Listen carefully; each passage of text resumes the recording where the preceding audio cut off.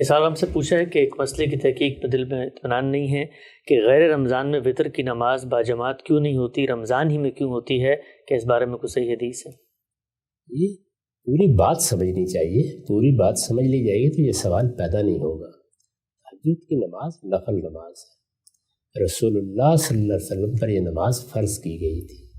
ہم مسلمانوں نے رسول اللہ کی اتباع میں اس کو پڑھنا شروع کیا۔ نفل نمازیں آپ تنہائی پڑھتے ہیں، عام طور پر ان کی جماعت نہیں کرائی جاتی۔ رسول اللہ نے البتہ ایک موقع پر اپنی اعتکاف کی جگہ سے باہر آ کر تہجد پڑھی رات کو، لوگ بھی موجود تھے وہاں پہ، تو وہ پیچھے کھڑے ہو گئے، آپ نے جماعت سے روکا نہیں۔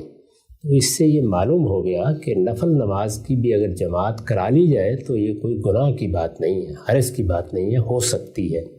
تو یہ ساری باتیں خود رسالت مآب صلی اللہ علیہ وسلم کے ذریعے سے معلوم ہو گئیں۔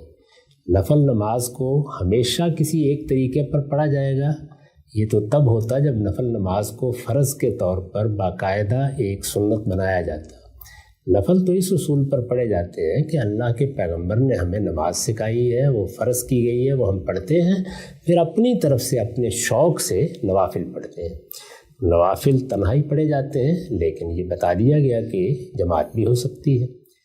لوگ رسالت مآب صلی اللہ علیہ وسلم کے پاس آئے اور انہوں نے آ کے کہا کہ ہمارے لیے صبح اٹھنے میں مشکل ہوتی ہے، کیا ہم عشاء کے بعد یہ نماز پڑھ سکتے ہیں، یعنی تہجد کی نماز، اور خاص طور پہ رمضان میں آپ نے فرمایا کہ جو لوگ نہیں صبح اٹھ سکتے وہ عشاء کے بعد بھی پڑھ سکتے ہیں۔ اپنے طور پر بھی لوگ پڑھتے تھے اور قرآن سننے کے لیے اس کی جماعت بھی کرا لیتے تھے، یعنی یہ طریقہ رسول اللہ کے بعد بھی رہا۔ سیدنا عمر کے زمانے میں آ کے جب یہ معلوم ہوا کہ مسجد میں لوگ نماز پڑھنے کے لیے جمع ہو جاتے ہیں، کوئی اپنے طور پر پڑھ رہا ہے، کسی نے کسی کو امام بنایا ہوا ہے، تو عجیب سی کچھ بدنظمی کی کیفیت تھی، تو انہوں نے فرمایا ایک امام کے پیچھے پڑھ لو۔ تو رمضان کے مہینے میں مسلمانوں میں یہ روایت قائم ہو گئی کہ وہ تہجد کی نماز عشاء کے بعد پڑھتے ہیں، جس کو تراویح کہتے ہیں، اور پوری تہجد کی نماز جماعت کے ساتھ پڑھتے ہیں۔ جماعت کے ساتھ پڑھنا ممنوع نہیں ہے، لیکن عام دنوں میں تہجد کی نماز جماعت کے ساتھ کیوں پڑھی جائے؟